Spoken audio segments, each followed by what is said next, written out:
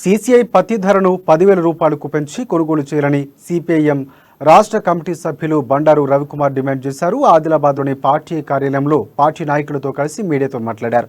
జిల్లాలో పత్తి క్వింటాలు ప్రైవేట్లో 8,150 రూపాయలు ఉండగా సీసీఐ 8,000 రూపాయలకు నిర్ణయించిందని తెలిపారు. ధర లేకపోవడంతో రైతులు ఇండ్లలోనే పత్తిని నిల్వ చేసుకుంటున్నారని పేర్కొన్నారు. ఫలితంగా 3 అగ్ని ప్రమాదాలు సంభవించాయని అన్నారు. ఇటీవల కౌటాల మండలం కన్నెపల్లిలో ఓ బాలుడు మృతి చెందారని కూడా గుర్తు చేశారు. మరోపక్క పత్తిని అంతర్జాతీయంగా ఎగుమతి చేసేందుకు అనేక అవకాశాలు ఉన్నాయని తెలిపారు.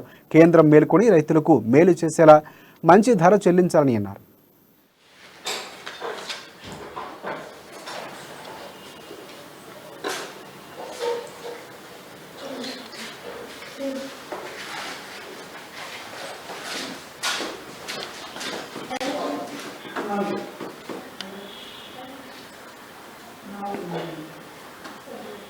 Ini sebenarnya